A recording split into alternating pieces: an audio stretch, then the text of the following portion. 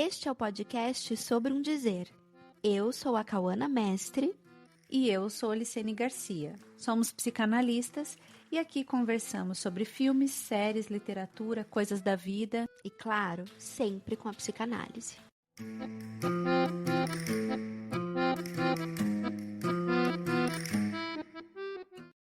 A partir de Lacan, a análise é: ponto 1. Ela começa pelo sintoma ou pelo que faz sintoma. O enigma que ele representa para o sujeito o leva a buscar sua solução junto a um analista.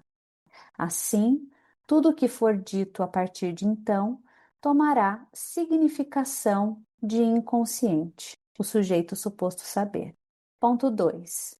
Ela pode ser interrompida por uma resolução curativa, se o sujeito estiver satisfeito com ela, se o analista concordar, ou por 1000 razões que são contingentes. Ponto 3. Pode ocorrer que ela seja conduzida ao seu final autêntico, ao seu termo lógico, pois o algoritmo tem sempre um princípio de parada. O que acontece está para além da ordem terapêutica. É uma mutação que muda o sujeito no que ele tem de mais profundo e que está em relação com o gozo. Essa relação, na medida em que ela se revela condicionando tudo o que para um sujeito faz sentido e significação, é chamada de fantasma fundamental. Seu desvelamento, sua travessia, não deixa de ter incidências na própria pulsão. A posição que disso resulta, a de um ser que não é mais tolo de seu fantasma, que vê seu próprio ponto cego, é a posição exigível do analista. Esse é um trechinho do livro do Jacques Alain Miller, Como Terminam as Análises, Paradoxos do Passe. Bom, hoje temos a alegria de receber Sérgio de Matos, que aceitou falar com a gente sobre um tema instigante, que é o que pode uma análise, como que uma análise termina, o que é término de análise. Eu vou apresentar então o nosso convidado. Ele é membro da Escola Brasileira de Psicanálise, da Associação Mundial de Psicanálise, na lista da escola em exercício entre 2021 e 2024. Sérgio, muito obrigada por topar falar com a gente. Prazer. Prazer é nosso. Eu vou começar com uma pergunta que parece simples, mas é imensa, que é assim, o que você acha que se pode aprender com uma análise? E o que você aprendeu com a sua análise? Eu acho que a gente aprende muita coisa com uma análise. Do ponto de vista da formação do analista, a gente aprende a ser analista, né? Mas a gente aprende a ser analista aprendendo com a própria experiência que a gente tem do nosso inconsciente durante a experiência analítica, né? Então, esse aprendizado que eu experimentei ao longo de pelo menos duas de minhas análises, minhas maiores análises aqui, foram análises cuja lógica intrínseca às duas me levaram ao final da minha experiência. Eu já tinha feito antes, mas não havia essa lógica. Eu posso até dizer que eu aprendi pouco com essas outras análises. Durante essas duas últimas análises que me levaram ao final, eu aprendi muito sobre, por exemplo, os ideais que me conduziam na vida. Eu aprendi sobre alguns significantes, como a gente diz, né? Algumas palavras assim que me marcaram ao longo da minha existência e palavras essas que tinham um certo poder de determinação do meu destino, né? Então eu pude localizar palavras que se precipitaram assim, quase como um ponto de cristalização, a partir do qual o meu destino encontrava seus caminhos, né? Pude aprender algo do que era uma espécie de programa de gozo meu, que é o fantasma. Né? O fantasma, enquanto programa de gozo, é um modo que nós, como seres falantes, encontramos para tentar ajustar a palavra com aquilo que escapa das palavras, né? E que tem a ver com o nosso corpo.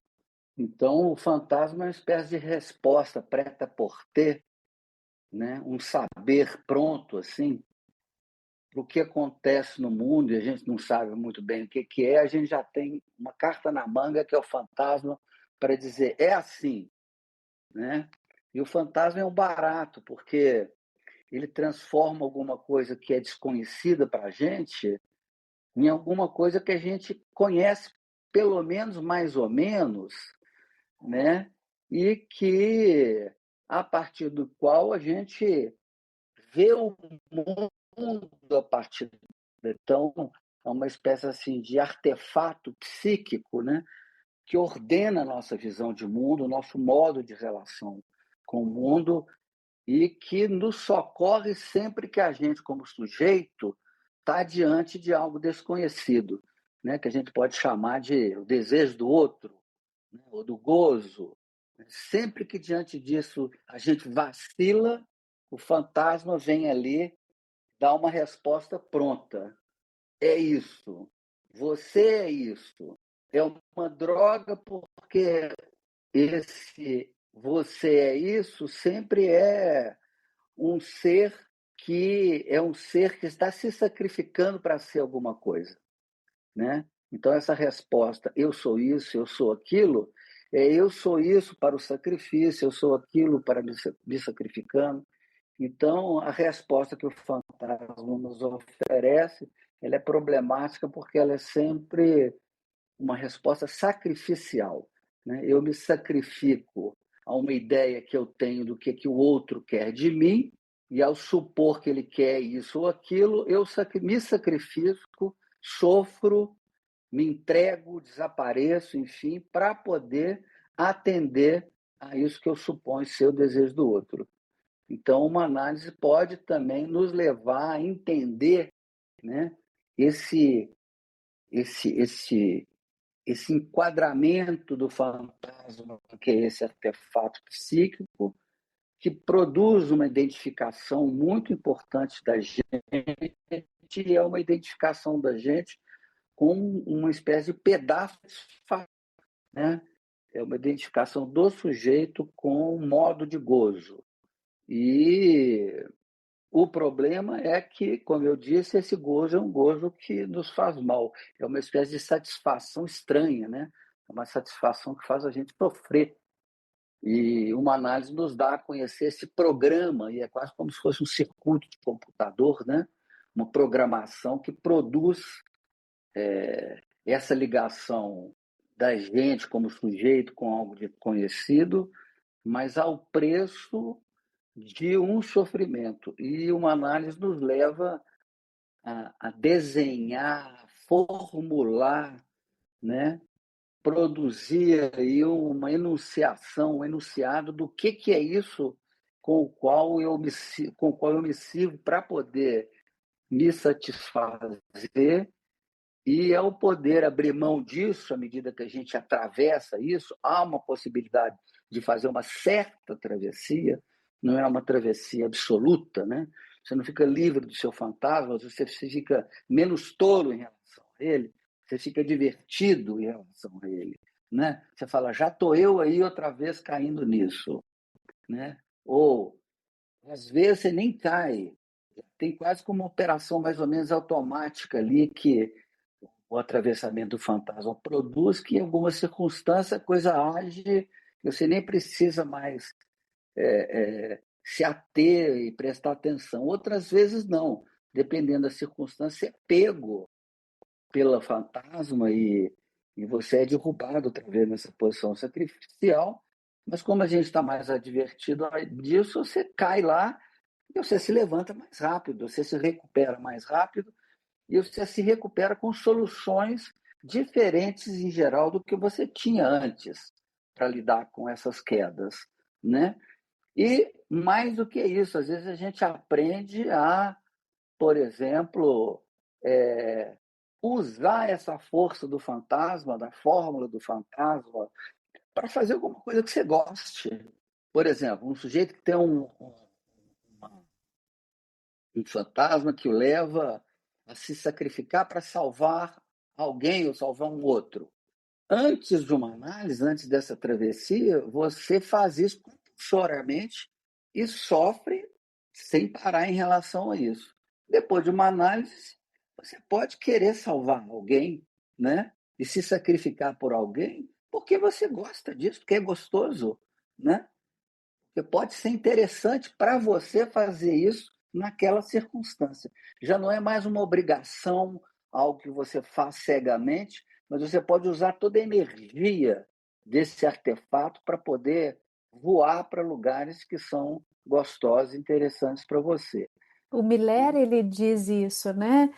Uma vez perguntaram para ele como o que que acontecia que fazia dele um trabalhador tão incansável, pela Isso, psicanálise, né? E ele diz justamente dessa torção no fantasma de ser esse que se oferecia em sacrifício, esse objeto sacrificial do outro, ele transforma essa posição sacrificial em uma causa na vida dele, né? Então a psicanálise isso. enquanto uma causa, permite com que ele seja um trabalhador incansável. Então, o gozo é o mesmo, mas a posição frente a isso é outra que permite ele fazer uma outra coisa desse fantasma, né? Que o fazia se perder aí nesse gozo sacrificial, né? Exatamente, é isso mesmo, né? É isso mesmo. Desse jeito. Bom, aprendi muitas outras coisas. Podia ficar hoje o tempo todo nós falando de várias coisas que eu aprendi, Conta né? uma pra gente o que você aprendeu. Não, eu já mais ou menos já contei com essa coisa do fantasma, né? Assim, no final da minha análise se produziu assim um efeito que eu não esperava de forma nenhuma, assim, porque aconteceu uma mudança, né? Como a Alicene leu aí no início, né? Uma mudança no gozo, né? No caso aí, a gente precisaria de entrar no conceito de sintoma, né? Porque num certo gozo sintomático, que no meu caso era uma tendência minha, um empuxo, né? A me apagar. Estava ligado ao fantasma, de alguma maneira, né? Eu precisava de me apagar para salvar, né? Mas era um sacrifício. Né? Mas essa dimensão do apagar era mais estrutural até do que o fantasma. O fantasma já era um modo de dar um pouco conta desse apagamento, me dando um certo tipo de prazerzinho. Né? Eu, à medida que apagava, mais salvava, eu tinha todo um ganho narcísico, assim, ser uma espécie de herói, samurai, né? Um grande guerreiro que está à disposição do outro para salvar. Então tinha um gozo físico, um gozo fálico, um charme fálico nisso. Ou seja, um charme em relação aos outros, ao outro. O modo de eu me ver a partir do outro me ver. Nessa questão do gozo do fantasma, quando se decanta algo aí mais radical, que é o só apagar, isso não tinha a ver com o outro. Eu me apagava porque era uma espécie de satisfação autoerótica, né? Assim, eu me apagar é bom, eu desapareço aqui, ninguém me enche, eu não tô fora. A expressão eu tô fora é isso, tô fora, tô aqui comigo, tô separado, apagado, não chegue perto de mim. Então tinha isso que eu fui descobrindo também, aprendi ao longo da análise esse ponto em mim, que era um ponto muito radical, e que é um ponto, de alguma maneira, determinou toda a minha vida. Essa espécie de paixão pelo apagamento, digamos assim. Uma paixão autoerótica pelo apagamento, desaparecer. Né? Isso eu só consegui no final da minha análise trazer isso à tona, isso se revelar, se circunscrever como esse ponto constante, radical, né? Desligado do outro. Assim, né? Então, no final da minha análise, se produz algo que eu acho que foi, num certo sentido, o maior ganho meu, que não foi só um ganho no sentido de uma mudança de gozo, mas também um ganho epistêmico, né? Porque quando a gente fala de aprender, a gente está falando de um ganho epistêmico, né? Um ganho de saber. Né? Do ponto de vista do ganho de gozo, me foi possível acessar uma modalidade de satisfação que o jeito mais tranquilo que eu tenho de chamar isso é de um contentamento. Né? É um contentamento simples. Né? É uma coisa muito simples. Durante os meses subsequentes a essa experiência que foi produzida no final da minha análise, eu passei uns 6 meses numa situação bastante atípica do ponto de vista psíquico, porque eu estava assim, completamente entusiasmado com a vida e com a existência, profundamente amoroso por tudo e uma amorosidade confiante, né? Uma satisfação com as mínimas coisas. Isso durou bastante tempo, numa intensidade grande. Depois essa intensidade grande ela diminuiu e restou uma espécie assim de marca disso que parece que continua no meu fundo, né? Tá lá no fundo. É como se fosse uma região da minha existência que ela me dá uma satisfação assim muito simples e é uma satisfação que independe das circunstâncias. Então, às vezes, assim, eu não estou bem, eu estou doente, eu estou com dores, ou está tudo difícil, minha vida enrolou, estou tendo um monte de problema, mas tem um canto meu que continua satisfeito. E parece que é uma satisfação básica de estar existindo, sabe? Como se eu entrasse em contato com uma região da existência que me ultrapassa, mas que eu sei que eu partilho daquilo, independente, inclusive, do eu que eu sou. É como se eu tivesse reencontrado quase com uma certa filiação originária da existência. Estou inventando palavras para dizer isso aqui, porque é muito difícil para mim falar sobre isso. Né? Mas, de alguma maneira, é isso. Assim, é como se fosse eu tivesse voltado para alguma casa que é anterior ao meu nascimento, mas que eu participo daquilo. E que estar nisso é uma delícia, é uma surpresa. É uma surpresa estar existindo, é uma surpresa, é um encantamento estar existindo. Então, um trem assim, muito básico e muito radical, sabe assim, né? Outro dia eu olhar para as coisas e falar assim, que coisa incrível isso aqui, isso existir. Né? Podia não existir nada disso. Existir isso aqui já é um milagre. Né? O fato de existir já é um grande milagre. Né? Sérgio, eu lembro que eu te escutei, né? Escutei um dos seus testemunhos na jornada aqui da Seção Sul no ano passado. Uhum. E você falou muito desse contentamento, e aí você deu um exemplo que você ia na farmácia, É. e que é muito legal estar na farmácia. E você usou muito essa palavra, algumas vezes delícia, né? Que delícia! Isso, Estou isso. na farmácia, olha que delícia essa farmácia, quanta coisa para ver. E aí, no dia da festa da jornada, É, Isso. não sei se você vai se lembrar. A gente saiu da festa da jornada e foi para um lugar que o nome da festa era Delícia. Lembro! Nunca vou esquecer daquela noite. Aquela noite.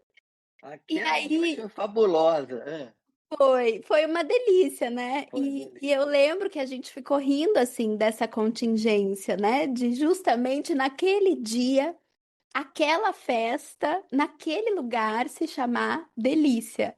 É incrível, E né? aí, trazendo isso da contingência, eu gostei muito do que você falou quando você vai contar agora pra gente desse contentamento que você experimentou, que você disse que foi um efeito produzido pela análise que você não esperava. Não, Não foi uma não, coisa buscada, né? Foi não. contingente. Totalmente contingência. Eu estava péssimo na época. E olha que eu já fazia análise muito tempo, né? Eu estava horrível, né? E assim, mas já estava muito em volta do meu final de análise há muito tempo, né? E acontece algumas contingências, inclusive. Eu chego na minha analista para ela, ia voltar do exterior na minha análise no dia no 2 dias depois, ela marca uma sessão. Eu chego na sessão, não sei se eu já contei isso para vocês. Eu chego na sessão, no horário que ela marcou, chego lá, ela não está lá. Aí eu fico esperando, esperando, esperando, esperando. Aí a secretária desce e falou: ela, a jornalista falou que precisa voltar hoje de tarde. Aí eu falei assim: opa, ainda bem, vou poder gastar essa grana com umas coisas de bateria que eu estou afim aqui de comprar. Em Buenos Aires, que é muito legal as lojas. Lá tem uma loja, uma rua cheia de instrumentos de bateria. Eu vou aproveitar e gastar minha grana aqui. E não estou nem sentindo abandonado. Menino, mas chegou de noite, eu tive cada pesadelo. Aí tive um pesadelo que eu estava morrendo, ou melhor, que eu estava morto. E que, por um lado, eu sabia que estava morto e que estava morrendo, e que isso me trazia uma grande tristeza. Por outro lado, era quase como se eu estivesse tendo um sonho lúcido. Eu sabia que estava morto, mas estava completamente consciente de estar morto. Aí eu fiz uma espécie de dedução cartesiana ao contrário. Isso dentro do sonho, né? Eu pensei assim, bom, se eu tiver morrido mesmo, não tem problema, porque eu não vou saber de mais nada, nem vou sofrer, que era uma parte do sonho que eu sofria. Se eu estou morto e consciente, então a morte não é o final de tudo. Então está tudo bem. Ou eu não vou saber de nada e não vou ter dor, ou então eu vou estar nesse outro estado que eu estou aqui, de uma consciência e que me trazia uma paz tremenda, uma delícia, entendeu? Era um estado delicioso de estar consciente da minha pura existência, de existir. Aí acordei e tal, tive uns outros episódios. No dia seguinte, fui lá na lista e contei o sonho. E aí eu falei alguma coisa e ela interrompeu a sessão. Falei alguma coisa, eu não quero ficar não sei o que, não sei o que, eu quero é isso, é isso e isso, de alguma maneira remetendo essa parte gostosa do sonho, né? Ela cortou ali e aí ela falou algumas palavras assim, repetiu assim, me chame, me chame, me chame. Quase como o que na música a gente chama de ritornello, né? É uma mesma pequena canção, uma pequena melodia que se repete, se repete, se repete. E o jeito que ela falou me emocionou profundamente, né? Um pouco recentemente até descobri que era um pouco o tom da voz da minha avó, que me criou. Mas esse me chame, além dessa questão da tonalidade, dessa, dessa rítmica, me chame, me chame, me chame, né? Que é quase que um canto de niná também, né? Me deu um lugar assim no outro que é um lugar que eu não tinha pela minha história, onde tinha portas fechadas para mim, onde eu estava diante de situações muito mortíferas, onde o outro para mim era sempre o lugar de uma ameaça, que então eu tinha que me preparar e estar o tempo inteiro em prontidão, porque podia vir guerrear comigo, então eu tinha o corpo sempre assim, pronto para a batalha. Tinha um amigo meu que me falava que eu era uma unidade de combate autônoma. Um psicanalista, foi psicanalista colega nosso, chamava Gazola, tem um livro sobre neurose obsessiva, você sabe quem que é? Sim. Então, aí, assim, eu vivia nesse estado e naquele momento parece que desmonta tudo isso. Eu encontro uma relação nova com o outro, que é um outro amoroso, onde eu posso estar relaxado, né? Eu acho que esse relaxamento permite aparecer toda uma libido, todo um gozo que dispensava toda essa defesa, a angústia e tudo isso que provoca aquela... É uma explicação meio psicanalítica, né, da coisa, que provoca aí um, uma delícia na minha vida, né? Eu lembro que eu saio da sessão, desço as escadarias e olho para a rua assim, meu corpo está completamente diferente, o espaço está completamente diferente, os pensamentos passam na minha cabeça, mas eu não me identifico com os pensamentos. Não é que eu não tinha pensamentos, é que eu não era meus pensamentos. Os pensamentos passavam. E isso permaneceu muito, assim, um desligamento desse efeito dos pensamentos capturar o meu ser, entendeu? De que Então, isso tem quer dizer pensamento. alguma coisa, né? De que tem um Isso, sentido, né? isso. Uhum, Que aí você começa a querer interpretar, não sei o que e tal. Não, né? A coisa passa, o pensamento vem, às vezes me agarra, mas eu sei que vai passar, e aí passa o pensamento, vai embora. Né? O meu corpo também teve um efeito assim também. Né? Às vezes eu sinto certas coisas no corpo, mas meu corpo corpo é assim, o corpo sente, sofre, vai morrer, tudo bem, é desse jeito que é mesmo. Então, vou ficar interpretando, achando que é isso, que é aquilo. Então, é, eu aprendi essa espécie de, se é que a gente pode dizer, de aprendizado nesse caso, mas eu aprendi um modo de viver muito mais fácil, muito mais delicioso, né? Que é um mundo que, por pior que as coisas estejam, às vezes eu posso dizer, que delícia que é estar aqui, né? Que delícia isso, né? Que bom, né? Acordar de noite, escutar meu menino chorando.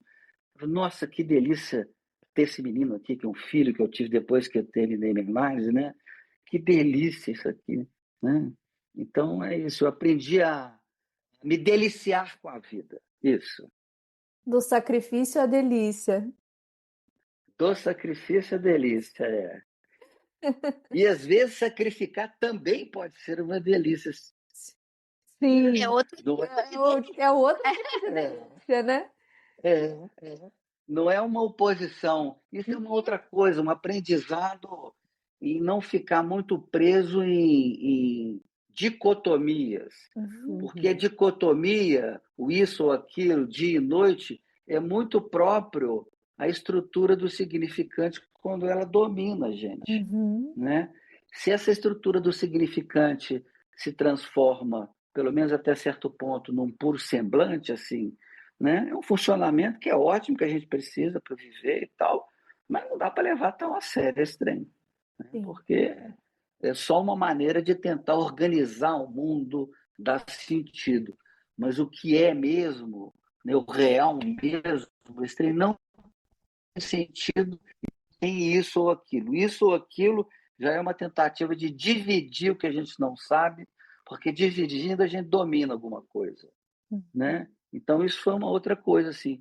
Não é assim, é do sacrifício a delícia, mas também o sacrifício pode ser uma delícia. É um terceiro, o terceiro excluído passa a ser incluído, do Uhum, ponto de vista lógico, né?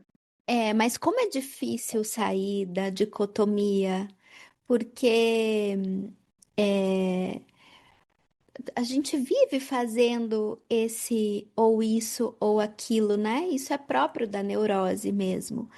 E, e aí a gente acaba vendo o mundo desse modo reduzido, porque isso achata muito a experiência, né? Porque Exatamente. conforme você vai falando, você até foi dizendo, eu estou aqui procurando palavras para dizer disso que eu experimento. Porque é tão grande, ouvindo você assim, o que eu escuto, e é o que eu escuto em cada testemunho de passe Uhum, também, e que sim. sempre, não digo todos, mas eu geralmente me emociono, quando eu escutei o seu, me emocionei muito, eu sempre fico muito tocada, porque eu tenho a impressão assim de que é como se você disse que desceu as escadas e olhou e era outra Buenos Aires, né? Era a mesma, Isso. mas era outra. E parece assim que o mundo ele fica tão grande, né? Se amplia, parece que a gente deixa de viver sei lá, na caverninha que a gente constrói, né? Eu acho que E essa é uma outra coisa, né, Sérgio? Não existe o outro mal que construiu a caverna e prendeu a gente lá, né? não, eu construí de alguma maneira isso. Eu construí isso, era um jeito de eu me orientar no mundo, me organizar no mundo, com um preço alto de eu viver aprisionado dentro dessa caverna, né? Mas é um modo de nos orientar, né? Não tem como, eu acho, assim, a gente abrir mão da dicotomia, né? Do é isso ou aquilo, porque como a gente precisa da linguagem para poder nos relacionar com o mundo e com o outro, né? Nós não temos outra ferramenta que nos guia à medida que a gente não tem mais instinto, né? Nós somos uns bichos perdidos, né? Então, o jeito que a gente arranjou de se organizar para se orientar no mundo foi via linguagem, né? Tentando se delimitar as coisas, sim, não, dia, noite, amigo, inimigo, né? Não dá para saber muito bem se a linguagem é que veio antes ou que nos desnaturalizou. Tem uma questão complexa aí, Uhum. né? Ou se a gente foi ficando muito privado de determinações naturais e foi abrindo espaço para a criação de símbolos, né? É provável que as duas coisas tenham acontecido ao mesmo tempo, né? Mas, enfim, à medida que a gente não tem é, é, programas biológicos para nos orientar, como parece existir na maioria dos outros animais que habitam esse planeta, né? Hoje existe dúvida se todos são tão determinados assim, um campo novo que está aparecendo aí, mas costuma-se pensar que nós temos aí um grau de abertura para fora dos padrões biológicos que nos fez ter que produzir com a linguagem uma orientação do mundo, e a linguagem é feita de elementos discricionais, né? Sim ou não, branco, preto, para que é o começo da organização das coisas. S1, S2, né? Esse Uhum. elemento diferencial. Então, acho que a gente não tem jeito de se libertar disso, mas a gente tem que perceber que isso é uma ferramenta, né? Uma ferramenta importante, uma ferramenta estruturante, mas isso não é tudo, né? Isso não é tudo da nossa experiência como ser falante, não é tudo com a nossa experiência de vivente nesse mundo, nesse trem aqui, que eu não sei muito bem o que é, mas que é bom, às vezes é bom. E Isso é uma delícia, né? às vezes é uma delícia. E Sérgio, uma coisa, né, que eu e a Calma a gente estava até pensando assim, uma análise termina mesmo? Ou quando uma análise termina, ela ainda continua? Essa é uma pergunta excelente, né? Assim, ela termina e não termina, né? Então, termina e continua. Ela termina no sentido de que um certo processo em torno daqueles significantes que foram sendo destacados, em torno do fantasma que você construiu, em torno do sintoma que você escreveu, eles encontram uma solução. Então, você encontra uma solução para os termos daquela experiência analítica. Então, um final de uma análise equivale a uma solução em relação a um conjunto específico de elementos que foram sendo produzidos naquela experiência e que foram encontrando um arranjo e uma boa solução. Isso não quer dizer que o fantasma desapareça, que o sintoma não nos incomode mais, ou, né, o sintoma como intratável. Não quer dizer que, diante de uma topada com o real na vida, né, o arranjo que você produziu se desfaça, né? Então, não é um arranjo que te blinde do real, né? Ou que você diga assim, não, não quero fazer mais análise, não, agora acabou tudo, agora eu já sei tudo. Não, sim, absolutamente, né? Tem hora que dá vontade de voltar a falar, ou você encontra com algumas pessoas, você pode encontrar com seu analista e falar, ter uma, duas, três sessões, porque a gente fez a experiência da importância da palavra, né? Sim. Da importância da elucidação de si mesmo pela palavra. E por mais que você não tenha mais aquelas questões, né, a gente continua tendo problema, a gente continua tendo questões, e A vida então continua você pode. acontecendo, né? A vida continua acontecendo para o bem e para o mal. E eventualmente, é hora de voltar para a sua análise, né? Às vezes não é mais uma análise tão longa, né? Mas às vezes está na hora de voltar. Às vezes as coisas começam a embolar, né? Você vê aí, estou aqui atendendo, estou vendo que está havendo uma interferência que tem a ver com o meu fantasma, tem a ver com o meu sintoma. Você começa a perceber, né? Então, não é, evidentemente, uma análise como aquela análise, Uhum. né? E a relação com o suposto saber já não é o mesmo, você já tem uma leitura do gozo, do seu fantasma, né? Que continua sendo uma aquisição muito importante para você se guiar subjetivamente no mundo, né? Mas isso não impede absolutamente que você queira retomar sua análise mais uma, duas vezes, né? O inconsciente não desaparece, né? A transferência não desaparece, né? Então, eu acho que uma análise acaba, termina com uma certa solução relativa aos contornos daquela experiência, né? Ela termina, vou repetir porque até que achei que ficou bom isso que eu falei, ela termina em relação aos contornos produzidos por aquela experiência, Sim. com efeitos de solução, né? Mas isso não é uma blindagem para o inconsciente, não é uma blindagem contra o real. O real é soberano, o gozo é soberano. Sim. Não existe final feliz. Mas pode ser uma delícia, viu? Pode ser mais Feliz. Exatamente. Eu estava esperando final delicioso.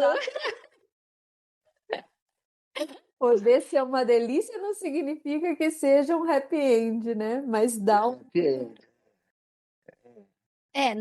Não esse do conto de fadas, assim, Exato, né? nesse Que sentido. exclui a complexidade, e que o vilão morre e tudo dá certo, e assim, e só termina feliz porque a gente não vê o fim.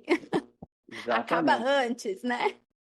Do fim. Aliás, a gente descobre que o vilão é a gente mesmo, né? Exato! Exato, exato. E que ele está vivaço lá. Ele está lá e Exatamente. está agindo, viu? Age o tempo inteiro. Então, mas essa diferenciação, Carona, que você fez entre um bom final e o final feliz, com isso feliz que não é o conto de fadas. Eu achei muito legal, porque a ideia do conto de fadas, como, né, não tem mais vilão, né, toda essa descrição que você deu, realmente é o contrário disso, né? Sim. O Contrário. trem é duro, real, pancada, não é fácil viver sem ideal, né? Então você mantém alguns ali para poder segurar a onda, você dá uma esvaziada, então um monte de coisa que você tinha que te enchia de delírio, né, você deixa de ter, então dá uma esvaziada no mundo, que às vezes cria certos problemas até nas relações sociais, algumas dificuldades, né? Não, não é brincadeira. Inclusive a Carolina Koretsky fala, né, no testemunho dela, que ela viveu um ano de uma sensação de morte iminente, né? Você fala É, de um momento, né, de ser um momento que você está, né, muito entristecido. Então, tem uma coisa dessa queda do outro é, que é, não é, né, é um não, deserto aí, né? Muito é, árido de se atravessar. A Leda Guimarães contava que no final da análise dela, ela experimentou um estado de loucura que ela tinha certeza que ela ia ser assassinada pelo marido. E não, ela conta é, disso, que foi assim, uma coisa enlouquecedora, né? Até que ela pudesse atravessar esse momento, assim. é. Tem alguns recrudescimentos aí de sintomas, sabe? Assim, não é brincadeira, não. É uma travessia, a coisa assim, não se resolve imediatamente assim também. Assim, você acabou, apesar dessa experiência toda, quase que de uma iluminação profana, né? Uhum. Um esclarecimento, né? Os efeitos disso aí demoram bastante tempo. Assim, né? Aprender a lidar com isso demora muito tempo, assim, demora mesmo. Tem efeitos que são difíceis de lidar mesmo. Não é brincadeira. Então, Sérgio, e como que é a relação com a música que você falou? Eu ia perguntar isso mesmo. Eu fiquei curiosa porque você falou de ir buscar, né? Você falou do arranjo, aí falou de buscar, de comprar coisas de, né, materiais de música. E eu fiquei curiosa, isso já existia antes ou ou mudou com a análise ou é um produto da análise? Como que é? Até nas não. derivas analíticas, né? Nessa última, você escreveu um texto muito bonito sobre música. Tem uma. É, é, assim,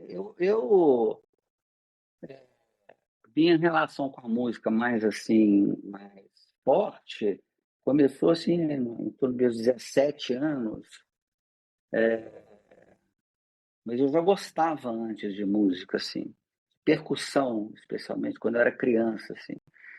E, mas eu morei nos Estados Unidos uma época, quando eu voltei dos Estados Unidos, de ter uns 18 anos, tinha uma bateria lá em casa. E aí eu sentei na bateria e comecei a tocar. Meus irmãos que tinham pegado emprestado uma bateria, mas parece que eu tive mais facilidade do que eles, e eles cederam o posto, o trono da bateria para mim, e de lá para cá eu toco bateria desde 18 anos.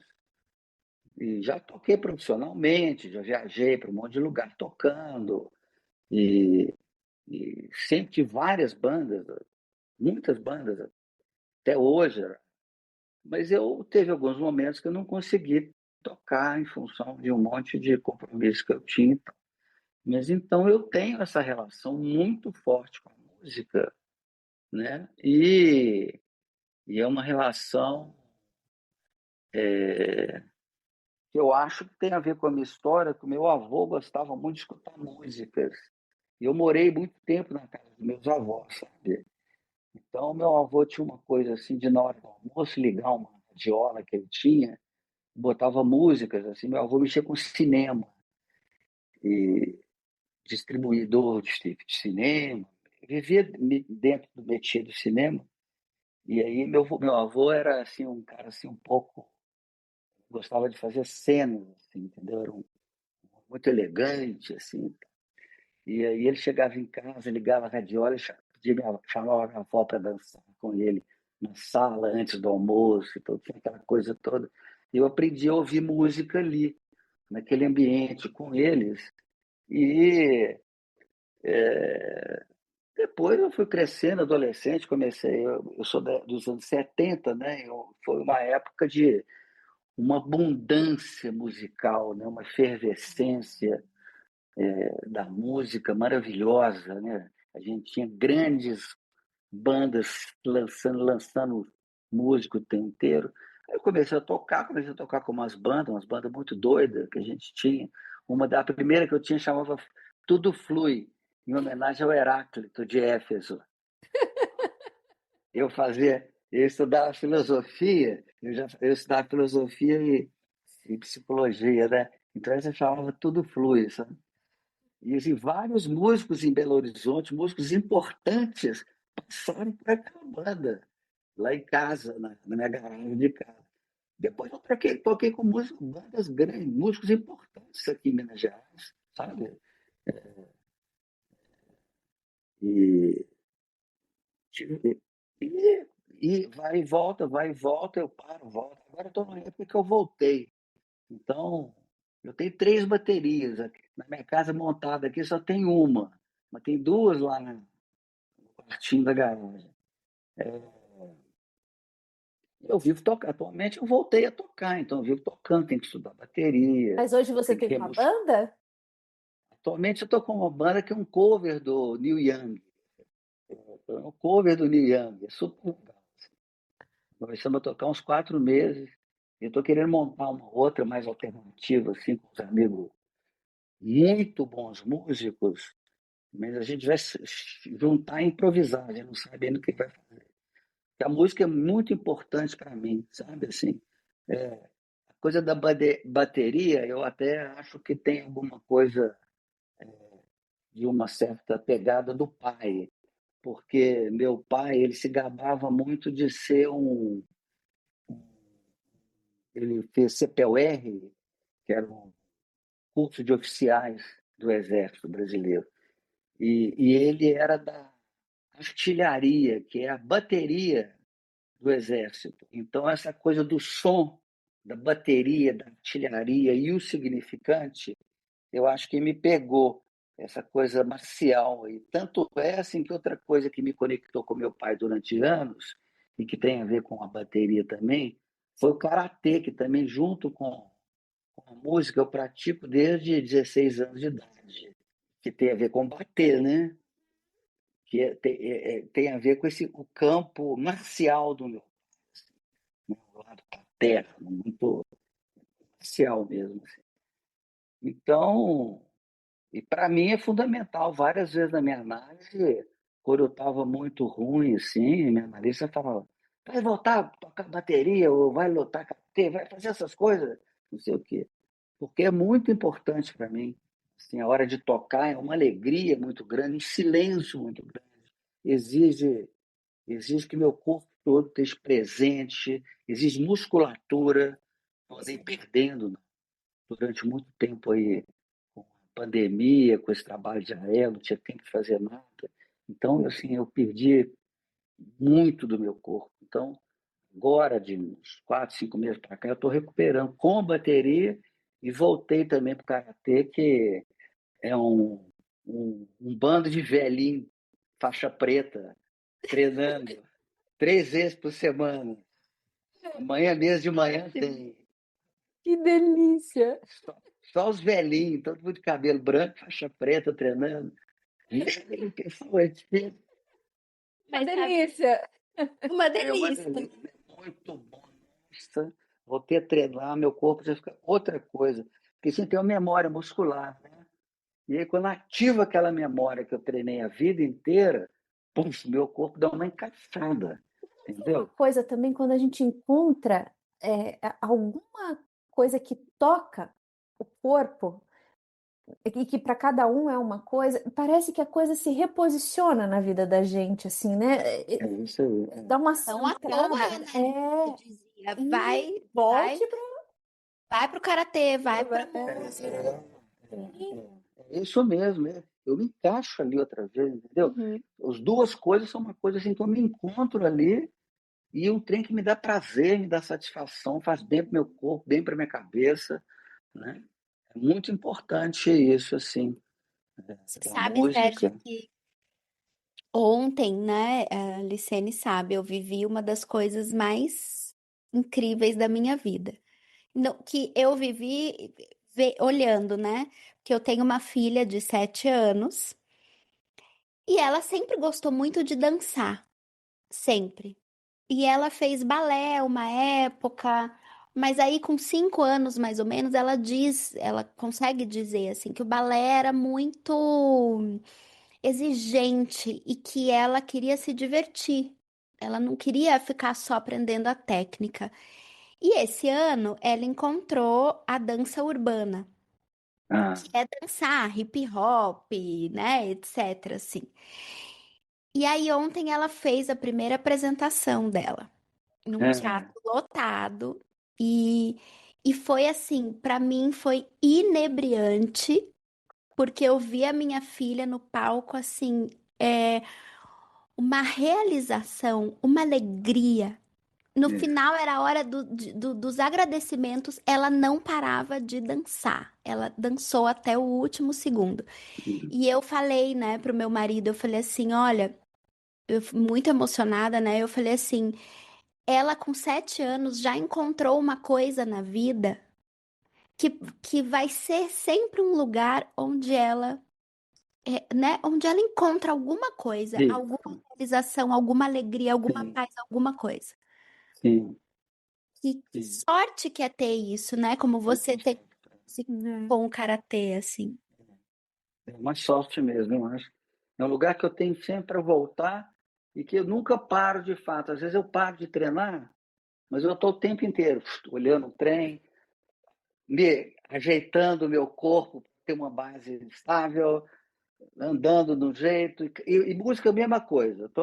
Tem época que eu não consigo tocar por vários motivos, mas eu também estou sempre tocando, escutando, vendo o ritmo, não sei o quê.